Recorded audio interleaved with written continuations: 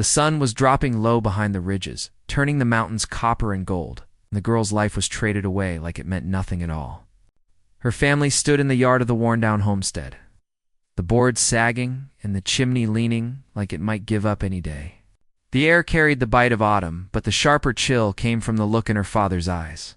It was not anger nor sorrow, only the hard finality of a man who had decided she wasn't worth the trouble of keeping.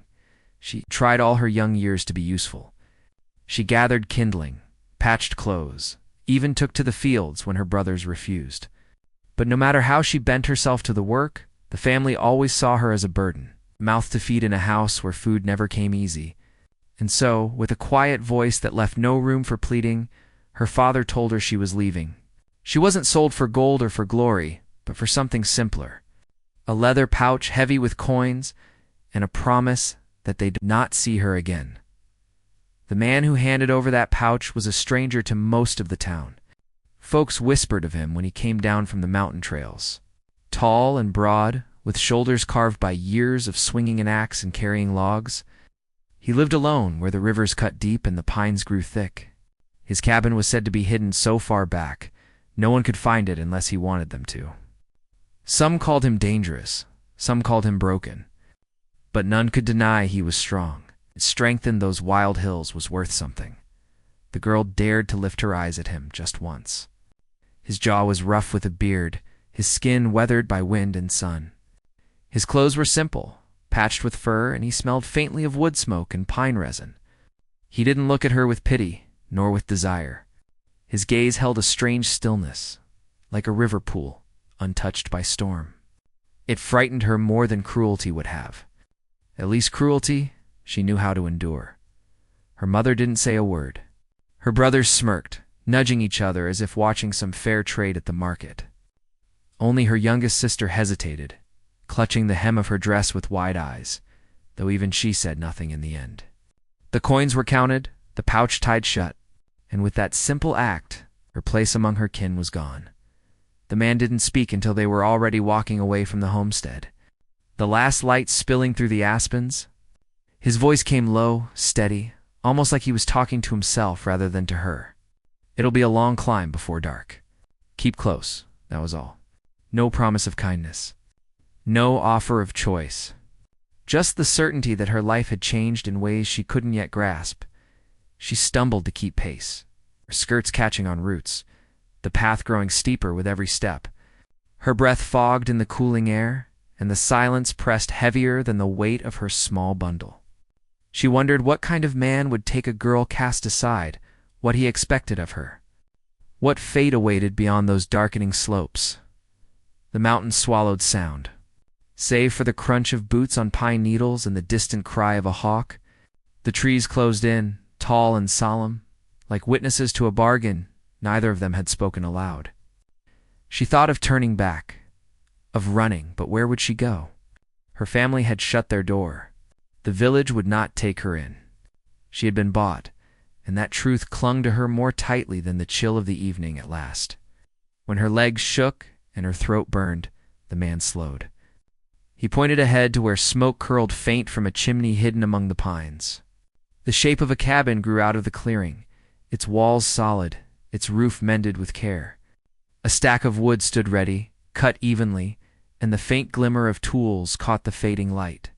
It was not a grand place, yet it bore the weight of something she had never known: work done for one's own survival, not for another's profit. Her heart thudded hard in her chest. This was no longer the world she had known. The mountain seemed ready to close around her, to keep her, whether she wished it or not. She felt the ground tilt beneath her feet as if fate itself had shifted. And then, without looking back at her, the man said the words that froze her where she stood. "You'll call this home now, and you'll call me husband." Her lips parted, but no sound came. The wind carried the scent of wood smoke and wild earth, wrapping around her like a shroud.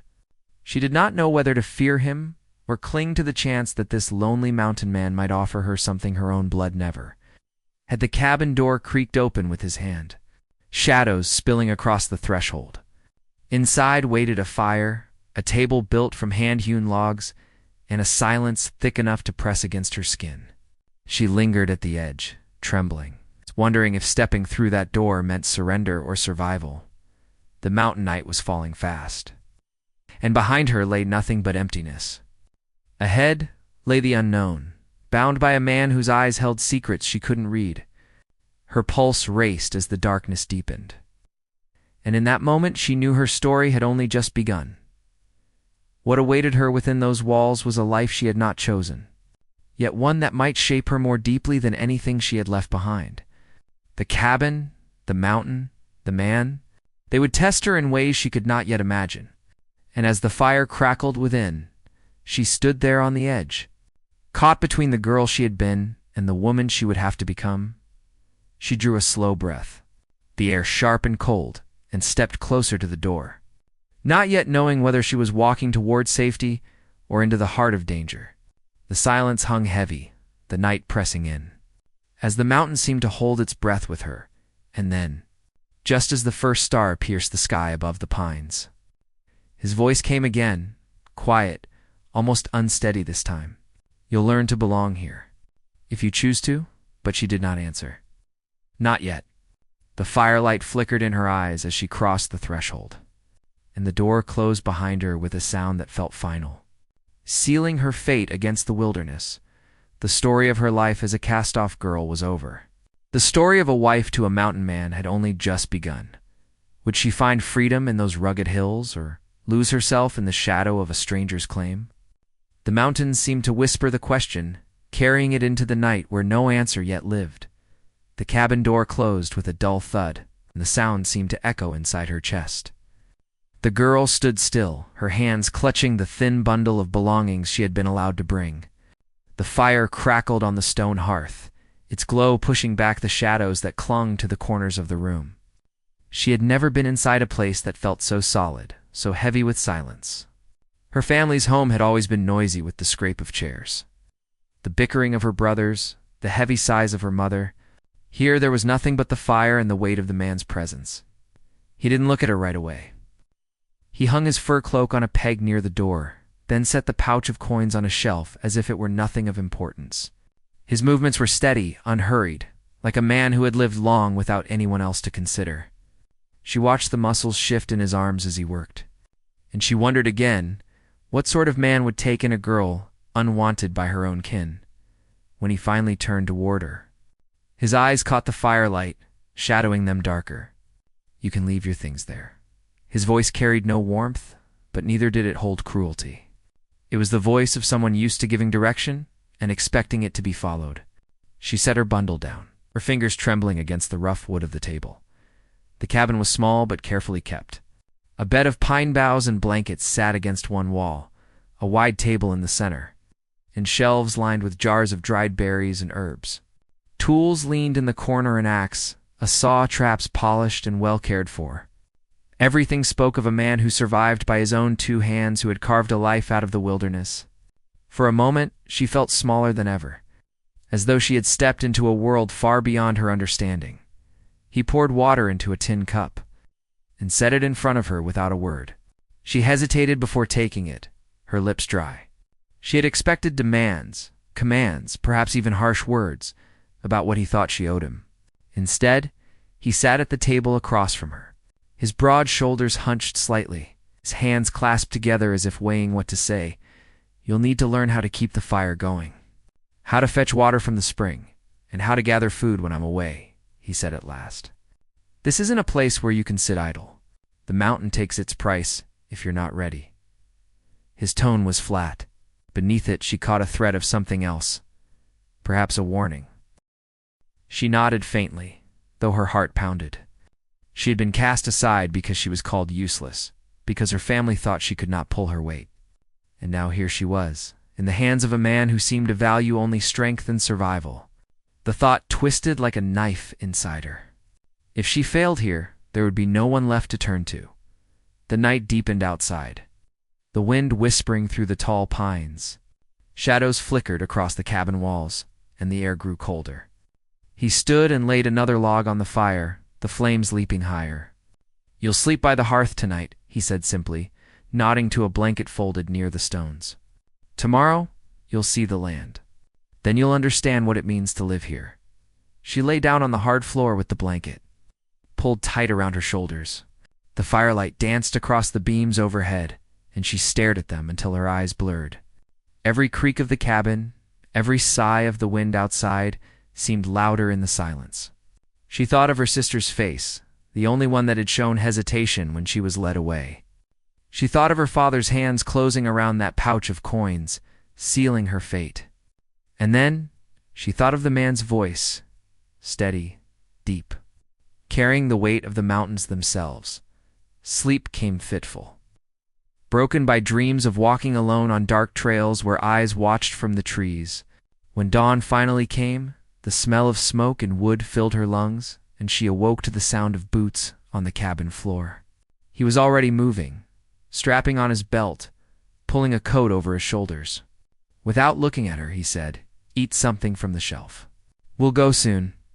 She pushed herself up, her body stiff, and found a small loaf of bread left beside the jars. It was rough, but filling, and she ate quickly, her stomach aching with hunger she had not realized she carried. He handed her a cloak, the wool coarse but warm. "You'll need it," he said. Before stepping outside into the sharp morning air, the land opened before her like a world she had never seen. Pines stretched tall and endless, the ground damp with dew, the river glinting like glass between the trees. The mountains loomed in the distance, capped with snow, even as the valley held the glow of autumn. She felt swallowed by it all, as if she had been dropped into a painting too large to comprehend. He led her along a narrow trail, his stride steady, each step sure. She hurried to keep up, her skirt brushing against brambles, her breath puffing in the chill. "This is where I hunt," he said, pointing to the ridge above. "The streams here give fish when the traps run empty." And there he gestured toward a grove of aspens. "That's where the deer pass in winter. You'll need to know these places." She listened, though her mind swirled with questions she dared not speak. Why had he taken her? What did he expect of her beyond chores and silence? Why call her wife when she had not chosen it? She wanted to ask, but the words caught in her throat by midday. They reached a clearing where the grass grew tall, and the air carried the scent of wildflowers long past their bloom. He stopped there, turning to face her. For the first time, his gaze lingered on her longer than a moment. "You were not brought here to be a burden," he said, his voice low but firm. "I took you because I saw what others did not. You've been cast aside. But out here, every hand matters. If you prove strong, you'll survive. If not..." He let the sentence trail off, but the weight of it hung heavy in the air. Her heart thudded as she tried to steady her breath. She wanted to tell him she could be strong, that she was not useless, but the words felt fragile against the vastness of the mountains. Instead, she nodded, her hands clenched tight at her sides. He gave a short nod in return, as if that was enough for now, and turned back toward the trail. She followed, each step sinking her deeper into this strange, untamed life. The days that followed blurred into one another. She learned to carry buckets of water from the spring, her arms aching but her resolve hardening. She gathered kindling, her fingers scratched by bark and thorns. She swept the cabin, tended the fire, and watched him as he worked splitting logs, setting traps, mending the roof before the first snow. He spoke little, yet every word seemed deliberate, carrying more weight than the endless chatter she had known at home. And yet the silence between them grew heavy. At night, she lay by the hearth, listening to the crackle of flames and the sound of his slow, steady breathing from the bed across the room. Sometimes she wondered if he dreamed, if the mountain man who had claimed her ever let himself remember another life. But in the quiet hours before dawn, when the fire burned low and the world seemed to hold its breath, she felt the truth pressing against her chest. She was no longer the girl her family had sold. She was something unformed, caught between fear and a flicker of strength she had not yet named. And, though the days grew colder and the nights stretched longer, one question gnawed at her more fiercely than the hunger of winter. Why had he chosen her? What secret lived behind his steady eyes? And what fate did the mountains hold for a girl who had been cast aside? The answer lingered just out of reach, like the shadow of a storm building beyond the ridges. Waiting for the moment it would break, snow came early that year, thin at first. a dusting that softened the edges of rock and stump and turned the trail to a pale thread between the trees. She woke to the sound of it hissing in the fire, the scent of pine smoke, and the knowledge that the mountain would soon test them more than words ever could. The man rose before dawn, boots quiet on the floorboards, and checked the traps while the sky still held a faint gray light. She learned the rhythm of his days the way a child learns the shape of the land beneath bare feet. Work, then silence. Repairs, then more silence. Only when the wind blew hard or the wolves called from the ridge did he speak more than a sentence. As if the wild itself loosened his tongue, he brought back a haunch of deer that was first week of snow and set it on the table without pride or show. She watched him cut the meat with a steady hand, his knife flashing in the firelight. While she salted and hung strips to dry, he lifted his eyes and held them on her for a beat too long. It was not a cruel stare. It was measuring as if he weighed her strength against the long winter ahead. She straightened her shoulders and kept her hands moving, determined not to flinch. Her family's words rattled like old nails in her mind, that ugly name useless they had hammered into her since childhood. Out here on the frontier, with the river rimed in ice and the wind cutting through buckskin and wool, she refused to carry that name another day. Still, new strength did not erase fear. One afternoon, while he checked the ridgeline, she followed the spring farther than usual and found tracks she couldn't name. Not deer, not elk, not bear. The prints were wide and deeply set, moving with a strange, dragging rhythm toward the cabin clearing. She crouched over them and felt the ache of unease creep along her spine. When he returned, she led him there without a word. He studied the marks, jaw tight. "Not animal," he said at last. Boots, 2 men, came close, then turned back. His eyes swept the timber. "They know we're here." She thought of the pouch of coins he had handed to her father. She thought of the faces in town, curious and hungry for talk. "Are they looking for you?" she asked. "Or for me?" He didn't answer, and his silence felt like a door closing between them. That night he checked the rifle twice and set a second bar across the door. She sat by the fire, stitching a tear in her cloak, the needle dipping in and out, while her heart paced like a deer before flight. The mountain man had built a life alone. In buying her from a desperate family, had he bought trouble too? Days passed with a new edge on every task. When she went to the spring, she kept her head up and her ears sharp. When she reached for kindling, she looked for fresh scuffs in the snow. The forest sounds changed for her, the rustle of a squirrel no longer pleasant, but something to test and rank for danger. In the evenings, she asked questions without asking. How long had he been alone? Why had he set his cabin so far from the trail? Why had he brought her here and called her wife? He moved around those questions like a man stepping through stones in swift water, never quite letting his feet slip, never letting her see the places where the current ran deepest. Then came the first subplot of trouble, carried in by a trader's sled. A man from the valley showed up as the snow deepened. A wiry fellow with a fast grin and a scar that ran thin as a thread down his cheek. He didn't come to the door right away. She saw him from the window as he stopped at the edge of the clearing, eyes taking in the smoke, the stacked wood, the neat lines of traps hanging to dry. He raised a hand in greeting and waited until the mountain man stepped outside with measured steps that left calm prints behind. The trader talked quick, voice bright, offering salt, needles, a tin of coffee, a twist of tobacco, all neat under a canvas wrap. He asked for hides, for news, for the price of a few strips of dried meat. And when he ran out of honest talk, he leaned a little and said what he had really come to say. "There's word in town," he said, eyes drifting toward the window where she stood very still. "Folks made a bargain they're now calling a sin. A family gave away a girl who wasn't theirs to sell. There's talk the sheriff aims to ride up and see how things lie." The mountain man did not lift his voice, but the air seemed to grow colder around his words. "Sheriff can ride where he pleases." True, the trader's grin thinned. But the men whose tracks you saw before, they weren't law. They were the girl's brothers. Seemed to decide after counting their father's coins that they'd made a bad trade. They asked about your trail. I told them far as I knew, a man who wanted to be left alone should be left alone. But a coin changes hands, and sometimes the world turns. The man thanked him without thanks, paying him for coffee and needles, then stood in silence while the trader hitched his sled and moved on. She stepped outside into the bite of afternoon, the clouds piling heavy over the ridge. He handed her the small tin of coffee like a peace offering he didn't know how to make. She felt the warmth of it through the tin and thought of her brother's boots moving through snow. The word wife sounded different in her mind now, as if it were a shield she had not asked for but might need to hold.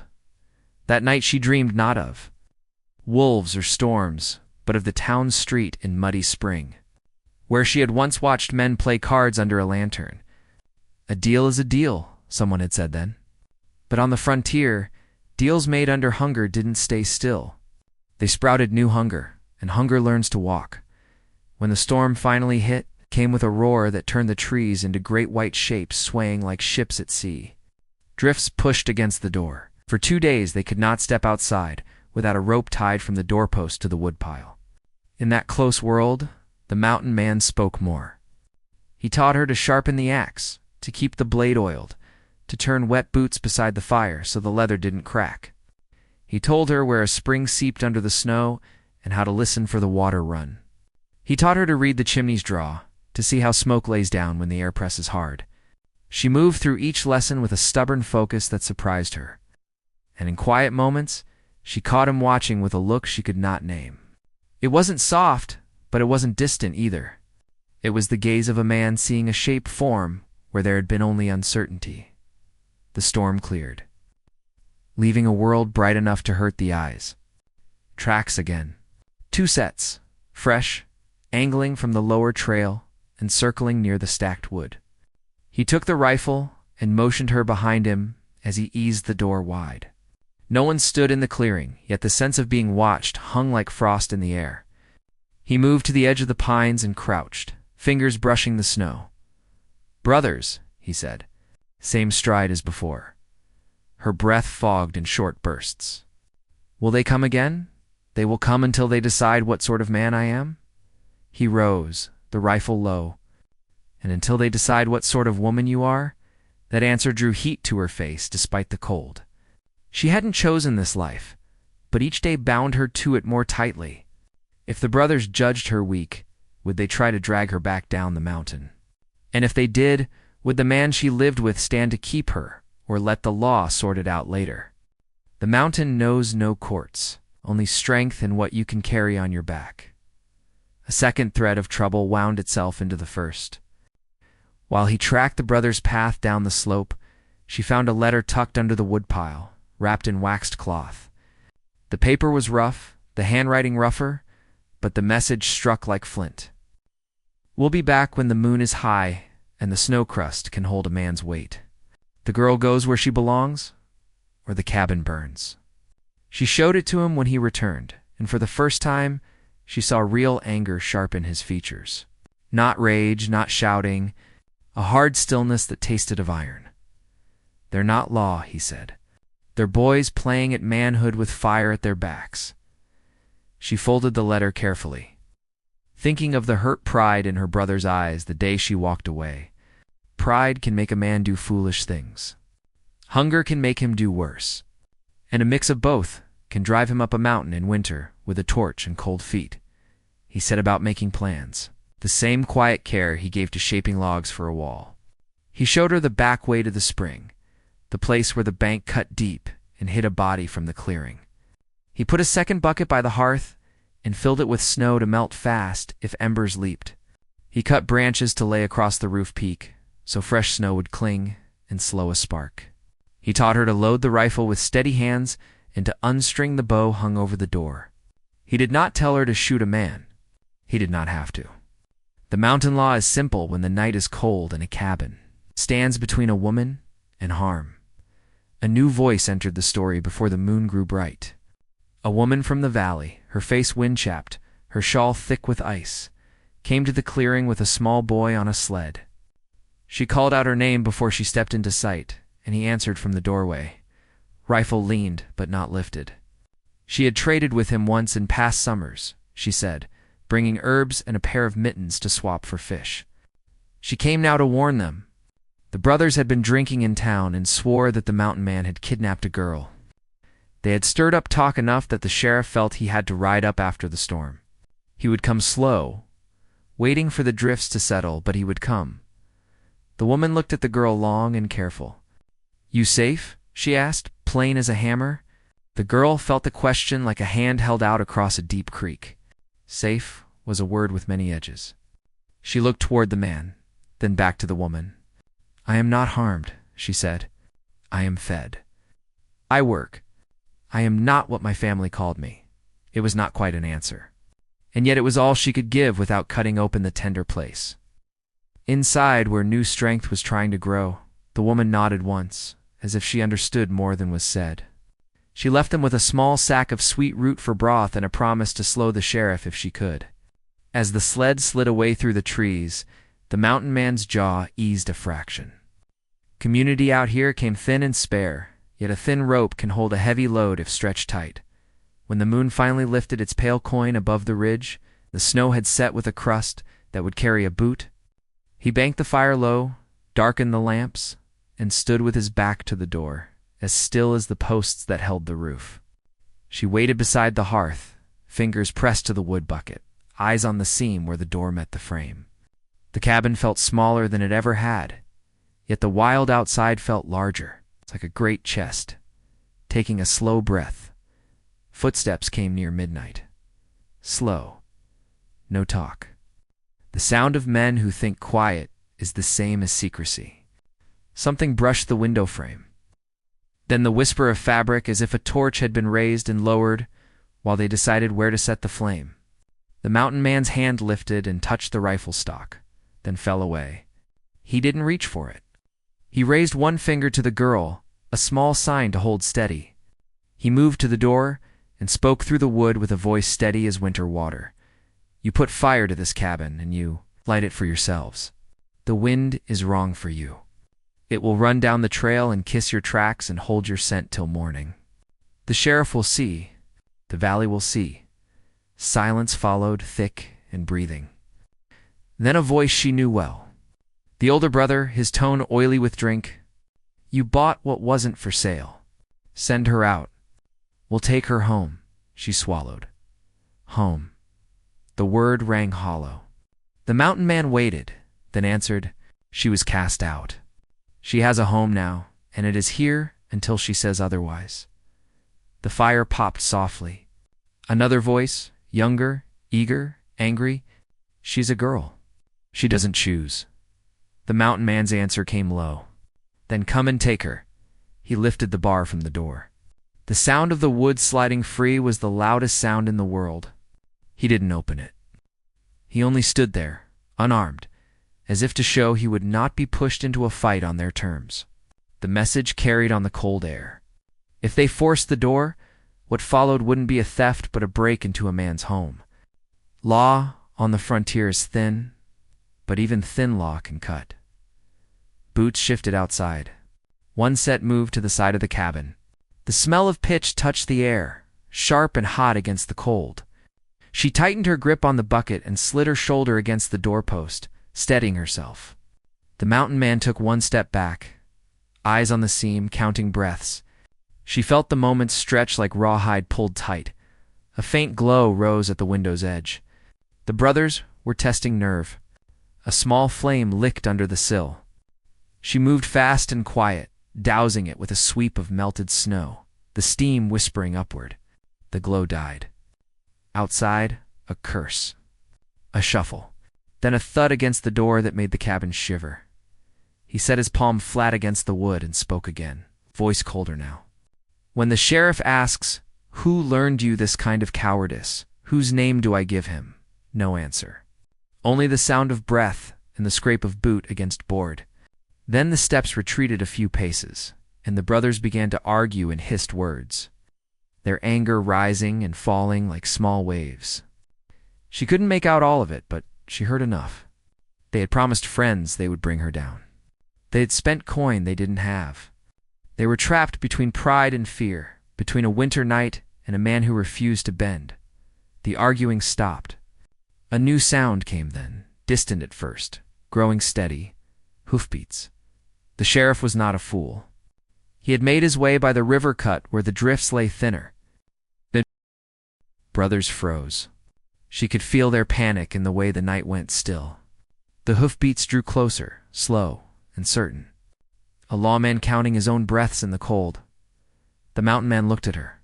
The first real look that held worry not for himself, but for what this might make of her life. "You'll have to speak," he said, voice quiet. "Not for me. For yourself." She nodded. Fear and resolve braided tight.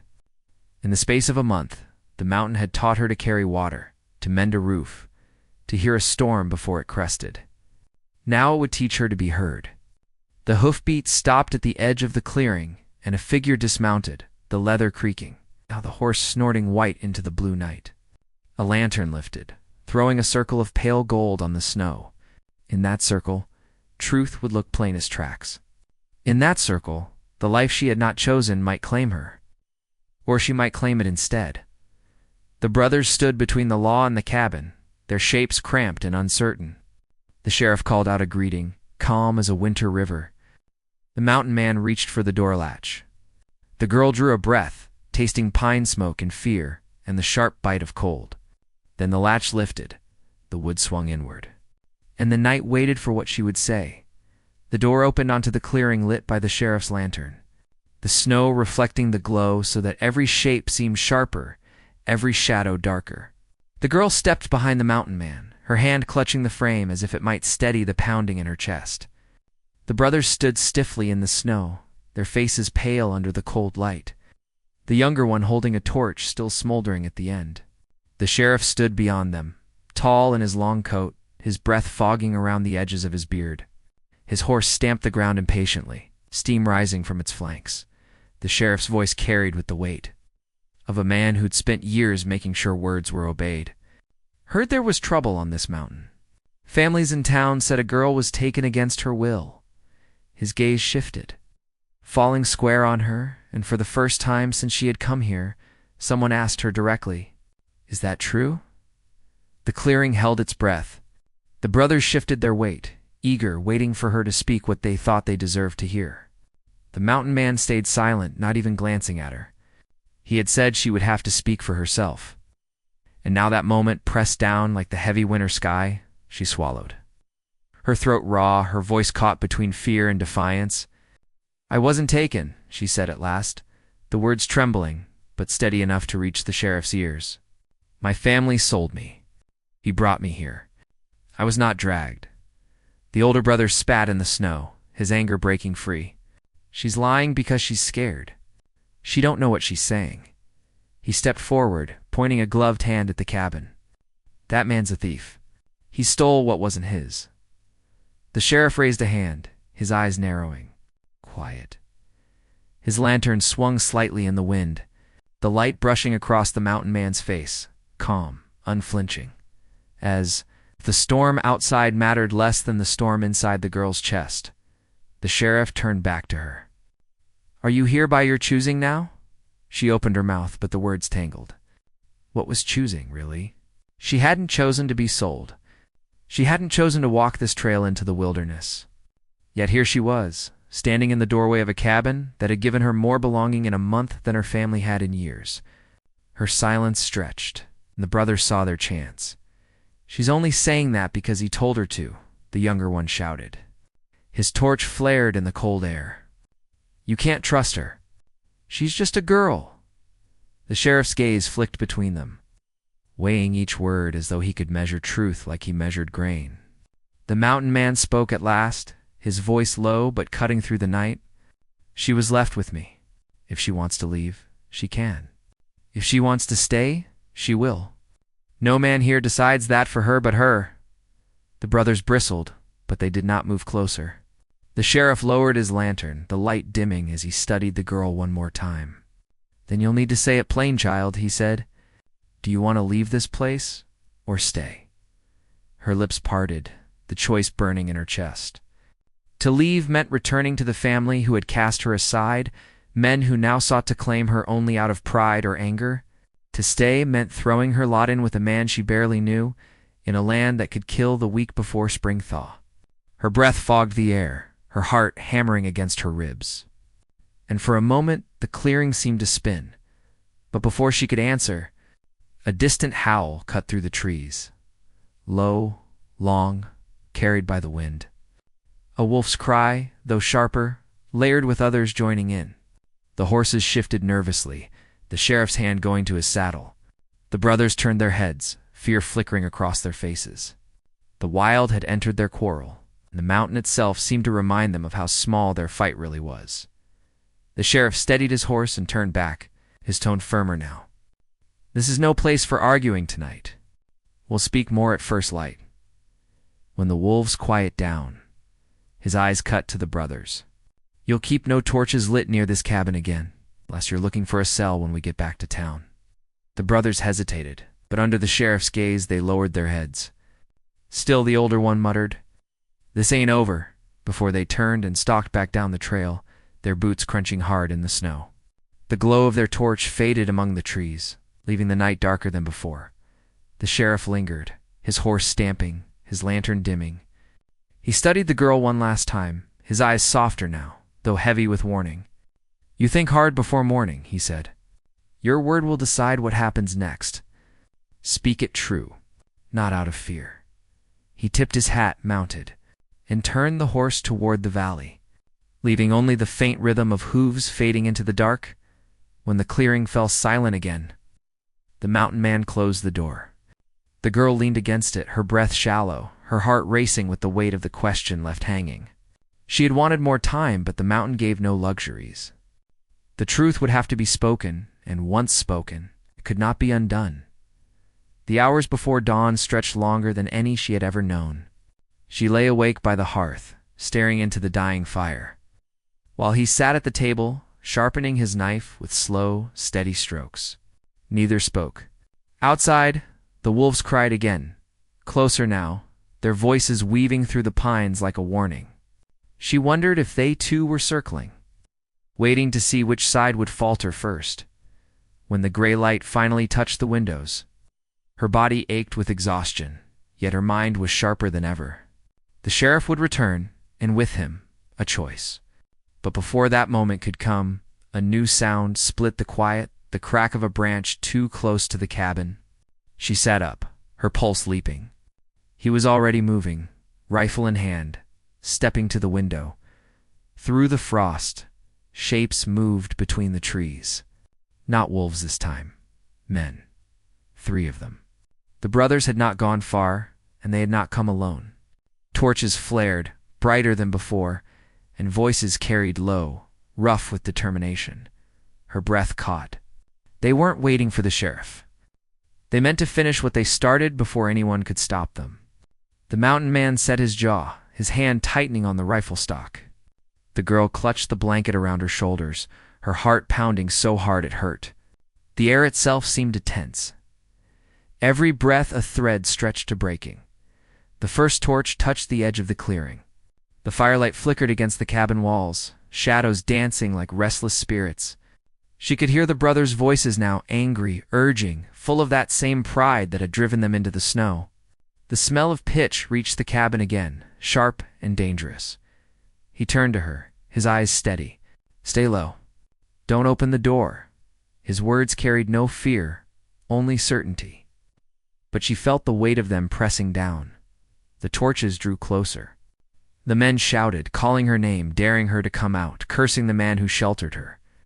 The cabin shook as something heavy struck the wall, and the fire flared brighter outside. The clearing was alive with heat and noise. The night split open by fury and flame. She crouched by the hearth, trembling, her fingers digging into the wood floor. Every moment stretched thin, every sound sharper than the last.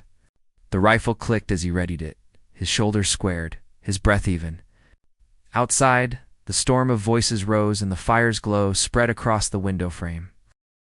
It was no longer a question of whether the sheriff would come or whether the truth would be spoken at dawn. The conflict had arrived at their door, and the mountain itself seemed to hold still, waiting for the strike that would decide everything. The torches pressed closer, their light bleeding into the cracks of the cabin, and the girl's heart raced with the terrible certainty that the next sound she heard would change her life forever. The torches threw jagged light across the cabin walls, every flicker of flame a threat pressing closer. She could feel the heat through the wood, smelled a sharp pitch of burning resin. The men outside shouted her name, their voices cracking with fury and drink. The mountain man stood in the center of the room, rifle lifted, his face set like stone. The girl clutched the floorboards, her heart beating so loudly she wondered if they could hear it outside. For a moment it felt as though the world had narrowed to this single place, this single choice, this single night. A crash rang out as a torch struck the door, sparks flying across the snow. She covered her ears, waiting for the flames to take hold. But before the fire could spread, another sound cut through the steady rhythm of hooves pounding the frozen ground. Lantern light glowed again at the edge of the clearing. The sheriff had returned. His horse barreled forward, snow flying in its wake, and his voice rang out with the force of a man who expected obedience. "Drop those torches before I drop you." The brothers froze, their rage faltering under the weight of law. One torch fell into the snow, hissing as it died. Another man swore, backing away into the pines. The sheriff dismounted with practiced ease, his rifle already in his hands. "You think to play justice in these hills," he said coldly. "You're boys with fire, not men with honor." The brothers tried to argue, their words stumbling over each other. They claimed their sister had been stolen, claimed they were only trying to bring her home. The sheriff's eyes turned to her, still crouched by the hearth. "Step out, girl," he called. His voice wasn't unkind, but it left no room for silence. Her legs shook as she rose, the blanket falling from her shoulders. She stepped past the mountain man and opened the door just enough for the sheriff to see her face in the glow of the flames. Her breath fogged in the cold, but her voice came clear. "I was not stolen. I was sold. And I will not go back." The clearing went quiet. The words hung in the air, heavier than any torch, brighter than any flame. The brothers shifted uneasily, their anger hollowed by her defiance. The sheriff gave a slow nod, as if that was the only truth he had needed to hear. "Then that's the end of it," he said. "She stays where she says she belongs. Any man who argues otherwise will answer to me." The brothers blustered, muttered curses, but they no longer held the ground. Their pride had driven them up the mountain. But it couldn't hold against her choice, spoken plain, and the sheriff's rifle steady in his hands. At last they turned away, their boots crunching bitterly through the snow. The forest swallowed their shapes, leaving only the hiss of dying fire and the crackle of ice in the trees. The sheriff lingered long enough to be certain they would not return. He stamped out the last of the embers, his breath rising in sharp clouds. Then he looked to her once more. "It's your life now," he said quietly. "Hard as it will be, you chose it. Make it worth the choosing." He tipped his hat, mounted his horse, and rode back into the night, the lantern swaying until it disappeared into the dark. When the clearing was empty, silence pressed close again. She turned to the mountain man, her body trembling from the rush of it all. He set the rifle aside, his shoulders dropping for the first time since the torches appeared. For a long moment, neither spoke. Then he said, "You've got more strength in you than they ever wanted to see." Her throat tightened, but she found herself nodding. "I'm not useless," she whispered, as if daring the night to deny it. His eyes softened just enough for her to see he understood. He did not speak the word wife again, not then, not in that moment. But something shifted between them, not from bargain or coin, but from fire survived together. The days that followed were quiet, the snow lying deep and clean across the ridge. No tracks returned to the clearing. She kept the hearth warm, fetched water from the spring, and learned the rhythm of the land more surely with each sunrise. He hunted and cut wood, repaired traps, and spoke a little more often, though never without purpose. She found comfort in that steadiness, in the way he gave his words like he gave his work. Solid and sure, winter pressed hard, but together they endured it. She no longer measured her worth in what her family had said, nor in what the village whispered. She measured it in the wood she split with her own hands. In the broth she simmered over the fire, in the silence she learned to share without fear. The mountain no longer felt like a cage. It felt like a test, and every day she rose to meet it. When spring finally loosened the grip of ice, the stream swelled, and the first green shoots broke through the thawing ground. She stood outside the cabin one morning, the sun warm on her face, and felt something inside her ease. The world her family had cast her from seemed far away, like a story told to someone else. This place, this hard and quiet life, was hers now. She had chosen it when she spoke before the sheriff, and in choosing it, she had chosen herself. The mountain man came to stand beside her, his presence as solid as the earth beneath their feet. He didn't reach for her, didn't need to. The silence between them was no longer heavy. It was full, alive, like the space between the beats of a heart. The memory of the brothers faded with time. The family that had sold her became a shadow in her mind, distant and powerless. What remained was the cabin, the ridges, the stream, the fire that had not only kept her alive through the winter, but had given her a place to stand. She was no longer the girl traded away as useless. She was a woman who had found strength where no one thought to look, and though the mountain would test her again, as it tested all who lived beneath its peaks, she no longer feared its trials. She had faced the flames, the wolves, the men who doubted her, and had stood her ground. In the end, the greatest choice had been her own, to belong not because someone allowed it, but because she claimed it with her voice, her hands, and her heart. The story of her family's betrayal had ended in that clearing under the sheriff's lantern light. The story of her new life had only begun, carried on the wind through the pines. Echoing against the peaks, a reminder that strength sometimes grows from the harshest ground.